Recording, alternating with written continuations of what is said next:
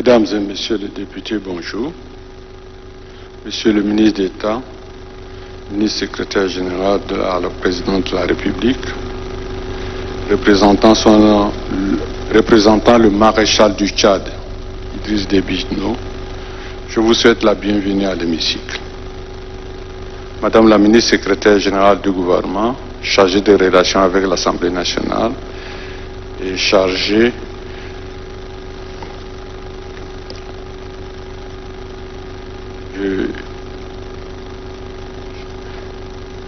de la promotion, voilà, chargé de la promotion du bilinguisme dans l'administration.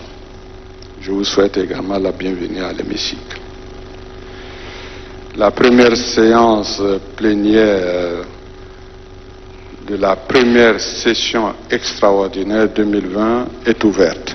Secrétaire des séances, veuillez procéder à l'appel nominal de Monsieur le Président des groupes parlementaires et des députés non inscrits. Merci, très honorable Monsieur le Président. Appel nominal des présidents de groupes parlementaires non inscrits. Groupe parlementaire RDP. Groupe parlementaire IRD. Groupe parlementaire GPR. Groupe parlementaire Le Démocrate. Groupe parlementaire MPS. Groupe parlementaire INDR. Nos inscrits. Bouyou Papa Medala. Nous sommes ici au Palais de la démocratie, au Palais de la démocratie de l'Assemblée nationale pour l'ouverture de la première session extraordinaire 2020. Ici, le chef de l'État, le maréchal Idriss Déby Itno, est représenté ici par le ministre d'État, ministre secrétaire de la présidence de la République, Kalzebe Païmedebe, en présence de Madame la ministre secrétaire générale du gouvernement, chargée des relations avec l'Assemblée nationale et de la promotion du bilinguisme dans l'administration publique. Une session qui va certainement s'ouvrir juste après l'appel de mesdames et messieurs les députés, n'est-ce pas, Mahmoud Hassan Sambo? نعم الزميل الدبربر كما أشرت أعزائي المشاهدين، نحن معكم من هنا من قصر الديمقراطية مقر الجمعية الوطنية في حارة قاسي عند المدخل الشرقي للعاصمة عين شمينة، حيث ننقل إلى حضراتكم حيثيات هذه الجلسة البرلمانية الغير عادية لعام 2020، والتي جاءت بحضور وزير الدولة الوزير الأمين العام برئاسة الجمهورية كالزبي باهيم ديبي، ممثلا لرئيس الجمهورية المشير إدريس ديبي إتنو. وكما تابعتم أعزائي المشاهدين، هناك قراءة القائمة للنواب الذين حضروا هذه الجلسة، لا سيما النواب رؤساء الكتل البرلمانية، ذلك نسبة للإجراءات المتعلقة بوباء كوفيد 19، علما بأن البرلمان قلص عدد الحضور في شهر أبريل عام 2020، ذلك استجابة للإجراءات الصحية المتعلقة بعدم حضور عدد كبير من الأشخاص، ذلك تفاديا لتفشي فيروس كوفيد 19. وأعزائي المشاهدين، كما أشرنا إليكم الآن في هذه الجلسة البرلمانية المتعلقة بأول جلسة برلمانية طارئة لعام 2020، وهناك العديد من النقاط والمشاريع التي ستناقش خلال هذه الدورة الغير عادية لعام 2020، من أبرزها مشروع قانون المالية، وهناك أيضا مشروعات أخرى ستناقش خلال هذه الجلسة.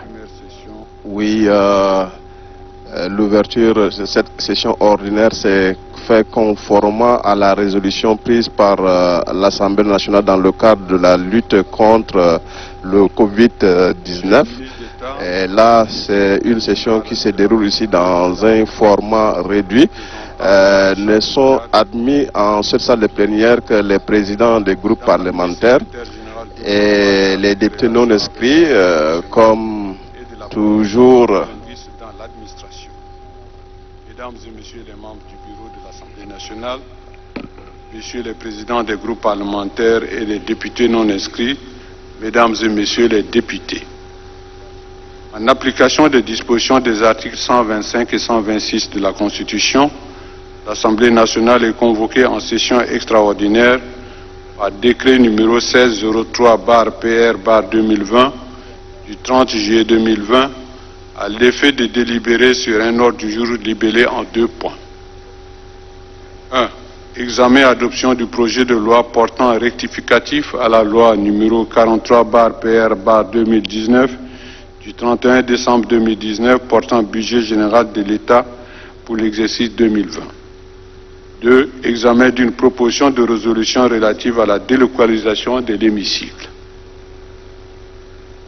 Je voudrais avant tout propos, au nom de la représentation nationale et à mon nom propre, vous souhaiter une cordiale bienvenue au Palais de la démocratie et vous remercier d'avoir accepté de prendre part à cette ouverture solennelle de la première session extraordinaire 2020.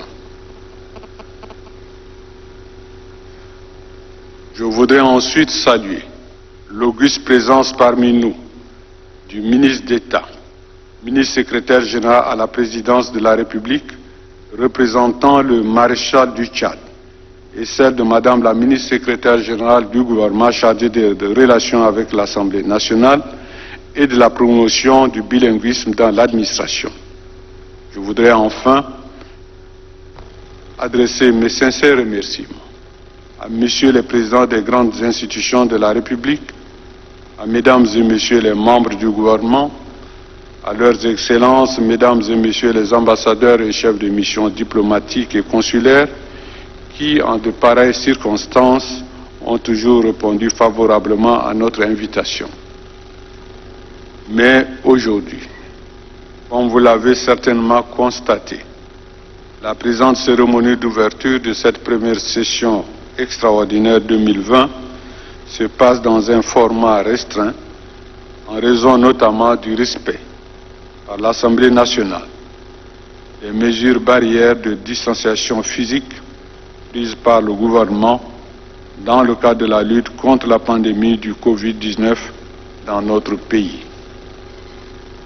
C'est le lieu ici de relever, pour m'en féliciter du rôle extrêmement important joué par le maréchal du Tchad, Idriss Déby Itno, président de la République, chef de l'État, chef du gouvernement, dont l'intervention personnelle et la prise en main effective de la coordination nationale de riposte sanitaire ont permis d'inverser la tendance de propagation de cette pandémie vers une relative stabilité et d'obtenir une courbe baissière du taux de contamination et de mortalité.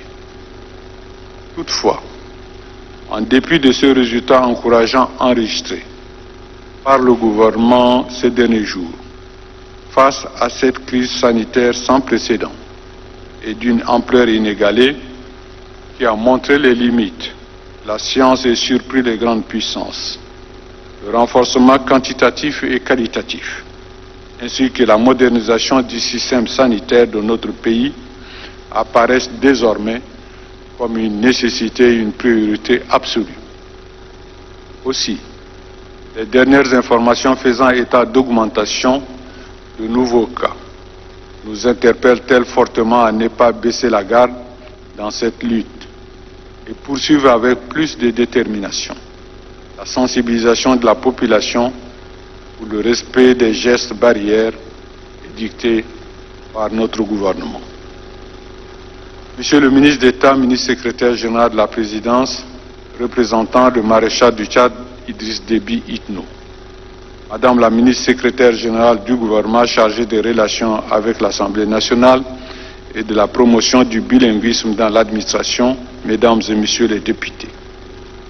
Au cours de notre première session ordinaire 2020 qui vient de s'achever, la représentation nationale a noté avec une profonde satisfaction la grande avancée du processus électoral et salue le consensus obtenu le 2 juillet 2020 entre la Commission nationale électorale indépendante CENI et le cadre national de dialogue politique CNDP ayant permis d'adopter le calendrier électoral définitif. La représentation nationale félicite le gouvernement, la CENI et le CNDP et tous les acteurs politiques dont la sagesse, l'esprit d'ouverture et le sens élevé de responsabilité ont contribué à apaiser le climat politique et permis de parvenir à un consensus global dans l'intérêt général du pays. Ce nouveau calendrier adopté par les différentes parties prenantes prévoit l'organisation des élections présidentielles le 11 avril 2021 et les législatives le 24 octobre de la même année. Les activités connexes comme la révision du fichier électoral et la délivrance des cartes d'électeurs sont également prises en compte dans ce nouveau chronogramme.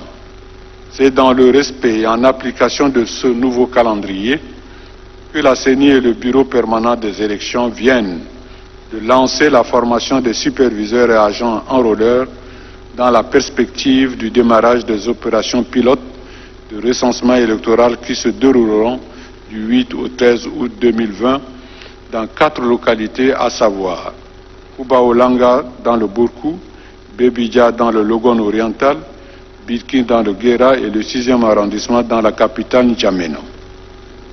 La représentation nationale encourage vivement la CENI à tout mettre en œuvre à l'effet de parvenir à l'organisation des élections libres, crédibles et transparentes pour renforcer et consolider le socle de notre démocratie dans un processus calme, apaisé pour notre pays. L'Assemblée nationale saisit également cette occasion pour se réjouir du lancement officiel, le 11 juillet 2020, du Fonds pour l'entrepreneuriat des jeunes et la signature de la convention de partenariat entre le gouvernement et les banques locales, marquant ainsi l'opérationnalisation d'une des promesses les plus importantes du maréchal du Tchad, Idriss Déby Itno, président de la République, chef de l'État, chef du gouvernement, et ce en application des dispositions de la loi numéro 005/PR/2020 du 26 mai 2020 portant création du Fonds de l'entrepreneuriat des jeunes, voté par l'Assemblée nationale le 11 mai 2020. Ce fonds, faut-il le rappeler, d'un montant global de 30 milliards de francs CFA, constitue une aide considérable et hautement appréciable pour soulager notre jeunesse, à l'effet de lui permettre de réaliser concrètement ces projets dans un contexte marqué par la tragédie de l'exode rural qui, malheureusement, vide nos campagnes de nos forces vives et de ses bras valides. C'est pourquoi la représentation nationale encourage la promotion des projets qui mettent en œuvre l'entrepreneuriat local des jeunes. Dans le domaine de l'éducation nationale, la représentation nationale se félicite de l'évaluation à mi-parcours réalisée par le gouvernement après la reprise partielle des activités académiques. Cette évaluation qui montre une évolution positive des cours après la reprise effectuée le 25 juin dernier ouvre ainsi la voie à l'organisation des examens de fin d'année et permet de se projeter sereinement sur la prochaine rentrée scolaire 2020-2021. C'est ainsi que les élèves ont commencé les épreuves du brevet d'études fondamentales depuis hier sur toute l'étendue du territoire national. L'Assemblée nationale se félicite le gouvernement pour cette prouesse pédagogique qui a permis de sauver l'année académique en cours malgré la persistance de la pandémie du Covid-19 dans notre pays. Monsieur le ministre d'État, ministre secrétaire général de la Présidence, représentant le maréchal du Tchad, Idriss Déby Itno. Madame la ministre secrétaire générale du gouvernement, chargée des relations avec l'Assemblée nationale et de la promotion du bilinguisme dans l'administration. Mesdames et Messieurs les députés, pour en revenir à l'objet principal de notre ordre du jour, il convient de rappeler que cette première session extraordinaire 2020 ouverte ce jour sera consacrée à l'examen du projet de loi rectificative à la loi de finances de l'année 2020 en vue de prendre en compte un certain nombre de paramètres intervenus lors de son exécution au cours du premier semestre. En effet, la loi de finances de l'année 2020 a été élaborée dans un environnement macroéconomique très difficile, au regard du contexte économique international marqué par des chocs exogènes et des incertitudes liées à la pandémie du Covid-19. Dans cette optique, le gouvernement avait initié une multitude de réformes dont la mise en œuvre devrait permettre d'améliorer non seulement le climat des affaires, mais aussi de développer et de renforcer le partenariat public-privé. Malheureusement, notre pays a fait face au cours du premier semestre 2020 à un concentré de problèmes qui ont impacté négativement la mise en œuvre des mesures contenues dans la loi de finances initiale de 2020. Il s'agit tout d'abord de la lutte engagée contre les mercenaires de la secte Boko Haram dans les confins du lac Tchad, et dont nos forces de défense et de sécurité, avec à leur tête le maréchal du Tchad, Idriss Déby Itno, président de la République, chef de l'État, chef du gouvernement, chef suprême des armées, a dû revêtir son treillis militaire pour diriger personnellement l'opération Colère de Bohoma qui a permis d'anéantir la horde de mercenaires terroristes et des narcotrafiquants. Il s'agit ensuite des mesures prises pour lutter contre la pandémie du Covid-19 et ralentir sa propagation au sein de la population, mesures qui ont nécessité la mise à disposition des moyens financiers importants non inscrits dans la loi de finances initiale.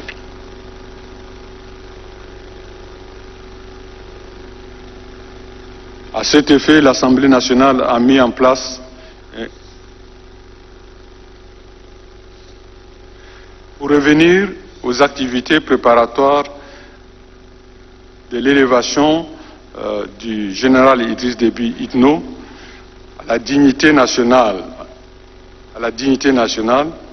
en tant que maréchal du Tchad, l'Assemblée nationale a mis en place un comité de 22 membres et 8 commissions techniques chargées de l'organisation des préparatifs de cette cérémonie solennelle d'élévation qui se tiendra ici au Palais de la Démocratie, siège de l'Assemblée nationale le 11 août 2020. En effet, au regard du caractère particulier de cette cérémonie qui va noter la participation de nombreux et illustres invités, acteurs, la configuration actuelle de l'hémicycle ne permet pas et n'est pas appropriée et adéquate pour l'organisation de cet événement historique que le peuple tchadien attend de tous ses vœux.